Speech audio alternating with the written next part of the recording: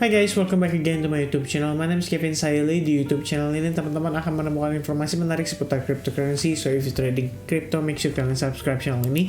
Teman-teman, welcome back di update for Bitcoin. Tadi kita udah sempat sharing ya sedikit fundamental update buat teman-teman mungkin yang belum nonton.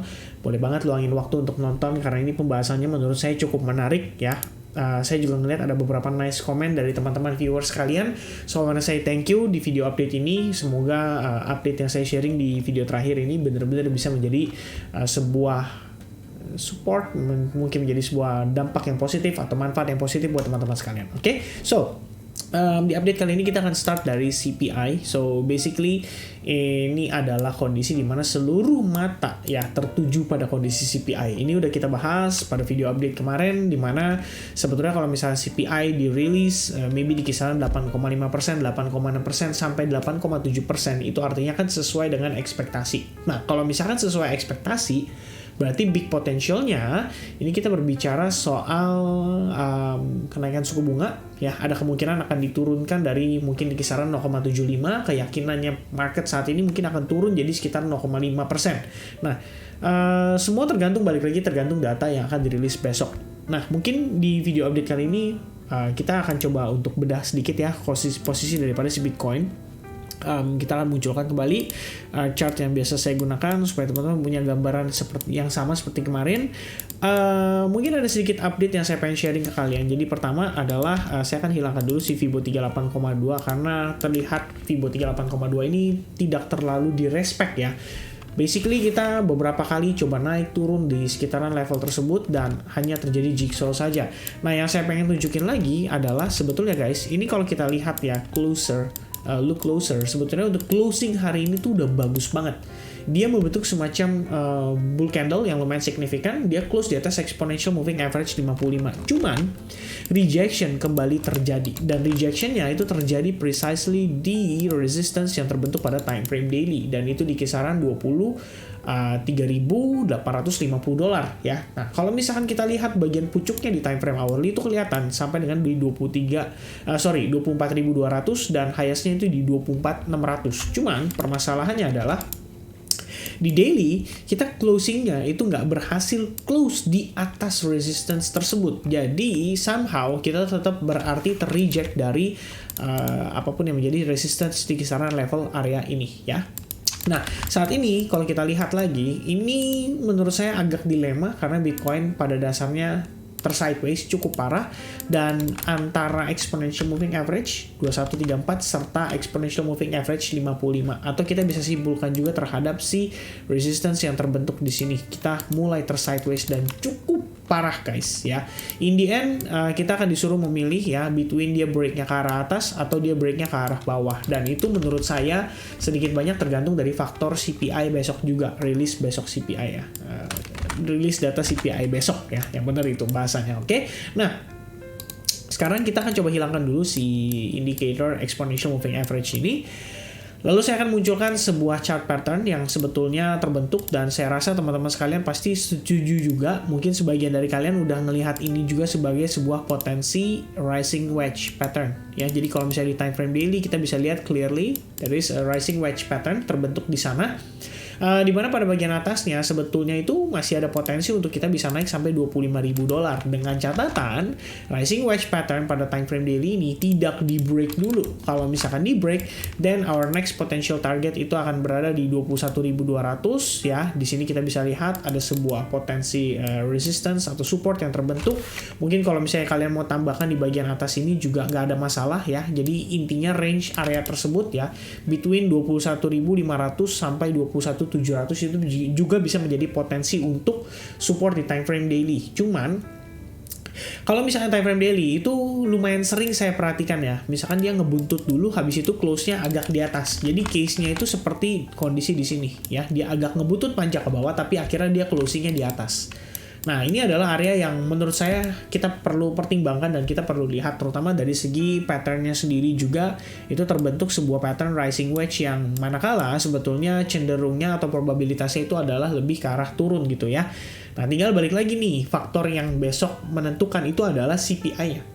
rilisnya itu benar-benar positif dalam arti benar-benar sudah mulai ditekan inflasinya dan sudah mulai berhasil dari kebijakan yang diambil, atau kembali lagi ya inflasi malah naik lagi. Padahal kita ngelihat di sini kondisi mungkin minyak dunia saat ini sudah mulai menurun, akan tetapi kita pasti sama-sama tahu juga yang namanya supply chain itu belum sepenuhnya itu diperbaiki. Plus dengan ini kita berbicara soal undang-undang ya yang akan disahkan oleh Amerika Serikat terkait dengan si Inflation Reduction Act, itu akan berpengaruh ya secara mid-term to long-term ke depannya gitu. Nah, teman-teman, di sini saya mau coba tekankan ya untuk closing time frame daily, seandainya kita nanti melihat closingnya seperti ini, membentuk semacam bearish engulfing pattern, maka ini menurut saya akan menjadi sangat tidak baik ya pada kondisi untuk Bitcoin saat ini.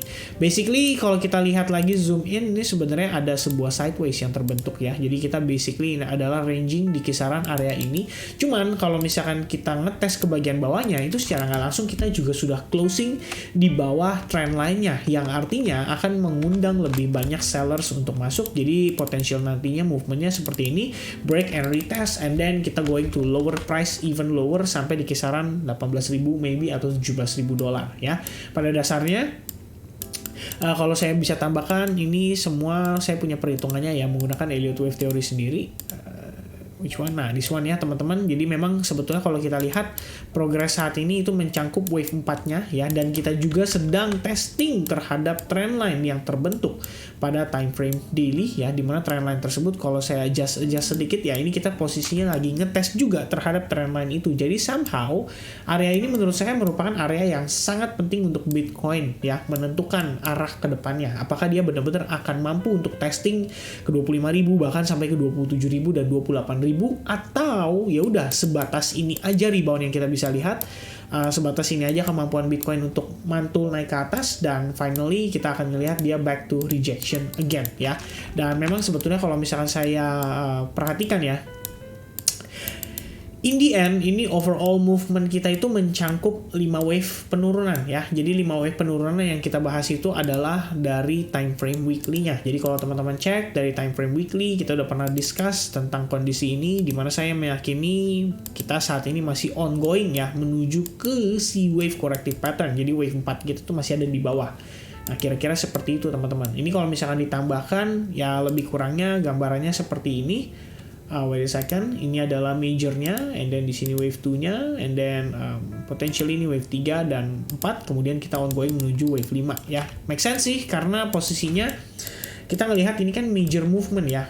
Jadi either ini wave 1-nya atau di sini wave 1 ya, atau di sini wave 2-nya. Ya pasti kalau misalkan kita mau lihat lagi progresnya kan lebih kurang di dalam ini pasti ada progress juga, wave 1, 2, 3, kemudian 4 dan 5 ya, baru finishing dia kemudian ke wave 3-nya ya. Ini kalau misalnya lihat kasat mata aja sebetulnya tergambar cukup jelas, cuman permasalahannya adalah apakah ini sebetulnya yang sedang terjadi ya, atau sebetulnya untuk wave 4 sendiri itu masih ada potensi untuk harga yang lebih tinggi. Jadi ini wave 3, wave 1, wave 2 ya. Ingat teman-teman, wave 1 itu berada di kisaran range 42.000 dolar, jadi wave 4-nya itu masih ada potensi kok. Kalau misalkan dia mau naik agak lebih tinggi sampai 30.000, 28.000 dolar aja, itu tetap masih potensi lower high-nya dia ya. Overall, ini adalah bearish wave count yang saya pertimbangkan ya. Kenapa kemarin kita sempat bahas masih ada potensi, masih ada keyakinan lah, masih bisa naik ke tes sampai 25.000 dolar, karena kita confident-nya adalah ini mungkin sedang testing wave 4 ya. Ini sekilas ya kasat mata yang kita bisa lihat seperti itu. Nah teman-teman, di time frame hourly-nya saya cuma pengen kasih tahu bahwa kita posisinya tadi itu breach dalam kondisi yang lumayan signifikan ya. Pertama, support yang ada di sini itu berhasil ditembus tanpa adanya kendala sama sekali. Kemudian kita juga lihat di sini terbentuk sebuah trend line, itu pun sama ditembus tanpa ada kendala sama sekali. Dan masalahnya adalah diiringi dengan volume yang di atas rata-rata. Jadi ini adalah sebuah pertimbangan bahwa selling pressure itu kembali masuk ke market. Dan kalau kita lihat sebetulnya sih dari harga saat ini, saya melihat ada indikasi kita bisa rebound dulu, maybe ngetes sampai 23.400 before either itu dia melanjutkan menuju ke wave 2-nya dia. Jadi kalau kita lihat kenapa dia bisa berpotensi naik, patokan saya adalah dari RSI maupun dari MACD itu sama-sama sudah memasuki area oversold-nya, dan ini lumayan ekstrim ya. Bisa dilihat pada RSI-nya ya, di sini lumayan ekstrim ya turunnya guys. Jadi somehow kalau kondisi seperti ini biasanya bisa memicu minimal market untuk rebound dulu. Plus kita perlu perhatikan bahwa ini adalah area lowest-nya dari pergerakan kemarin. Jadi kalau kita lihat dari pergerakan impulsifnya, di bagian atas itu adalah highest-nya dan di bagian bawah di sini adalah lowest-nya. Jadi kita maybe ngetes memang terhadap area lowest-nya, dan who knows kalau kita masih bisa ngedapetin semacam apa istilahnya sedikit reaksi dari buyers-nya ya. Karena overall kalau saya bisa tambahkan guys, maybe ini saya hapus dulu supaya nggak kelihatan sedikit awkward ya. Nah terus di bagian bawah juga terhadap peak fund zone saya juga perhatikan area tersebut. Nah kalau dilihat sekilas guys, ini basically ada potensi kita ngelihat ABC corrective wave yang lebih major ya. Jadi prosesnya itu seharusnya untuk si wave di sini itu mencakup wave 1, 2, 3 and then mungkin 4, terakhir 5 ya, which is finishing maybe di kisaran area big fund zone-nya. Nah, itu untuk saat ini yang saya sedang perhatikan untuk skenario yang mungkin besok berpotensi terjadi berbicara soal CPI. Kalau misalkan dampaknya itu cenderung positif, ada kemungkinan kita bisa melihat market tetap ya di spike dulu baru kemudian dia naik ya, karena sama aja kayak case conditionnya di 31 Juli waktu lalu ya. Ini kalau misalkan lagi CPI ya, waktu teman-teman kalau misalnya ingat 13 Juli itu CPI rilis data, marketnya itu spike atas bawah baru kemudian dia cenderung naik dan menguat ya. Nah begitupun posisi atau kondisi pada saat ini menurut saya itu masih possible untuk terjadi. Jadi harap waspada buat teman-teman yang mungkin lagi aktif trading di leverage ya, mulai kurangin overtrade ya. At least biarkan market bergerak dulu sampai ngelewatin CPI besok. Setelah CPI kita nggak dapetin konfirmasi, nah kita as a trader tinggal tradingkan aja ya. Saya juga ngelihat ada beberapa outlook sebetulnya yang cukup menarik ya, masih bisa di tradingkan, masih ada potensi, terutama atau terlebih karena posisi pada Bitcoin dominance kita udah melihat ya berada di lowest price-nya ya. Jadi lowest price kan tuh ya, lower index ini semenjak April ya, ini lebih rendah dibandingkan semenjak April gitu. Dan kalau kita lihat lagi sekilas, ada beberapa yang menjadi faktor penentu pergerakannya. Yang pertama adalah BNB BTC ya, ini kita bisa lihat dia masih impulsif banget, signifikan. Jadi somehow BNB itu outperform si Bitcoin ya. Itu bisa menjadi sebuah indikasi yang cukup positif. Selain itu kita juga lihat dari ETH BTC, di mana ETH BTC itu menunjukkan rebound cukup signifikan, bahkan sampai ke area yang bisa dikonsider sebagai salah satu major resistance-nya dia ya. Apakah di sini akan terreject atau ini hanya sekedar koreksi santai aja dan berikutnya kita masih bisa ngelihat dia rebound kembali. Nah, itu tergantung ya. Kita lihat dari pergerakan sebenarnya Ethereum kan saat ini di pertengahan September ya dipercaya akan melakukan the merge, dan ini akan menjadi sebuah momen penting lah bagi Ethereum, di mana sebagian orang meyakini bahwa Ethereum bisa outperform Bitcoin, bener-bener totally ngambil market cap-nya. Nah pertanyaannya apakah itu possible dalam September mendatang ya. Kita coba sama-sama lihat. Kalau misalkan memang potensi tersebut ada ya, why not, kita bisa coba cari opportunity untuk manfaatkan si Ethereum ini ya. Jadi kita coba lihat dulu. Sekali lagi saya sampaikan teman-teman, harusnya idealnya adalah kita tunggu kondisi besok. Jadi kita pastikan dulu apa yang akan dirilis pada data CPI besok, apakah positif ataukah negatif dan bagaimana dampaknya ke market, baru kemudian kita bisa bereaksi dengan baik ya. Itu setidaknya pertimbangan saya. I think that's it teman-teman, informasi yang bisa saya sampaikan. Thank you so much for watching this video. I hope you guys enjoy. Don't forget to leave me your thumbs up ya, likes button, dan juga subscribe channel ini. Likes button dan thumbs up ya, sama kurang lebih ya teman-teman. I think that's it. Thank you so much. Have a nice day. Yeah, God bless everyone. Cheers, and I'll see you guys again in the next update. Bye bye.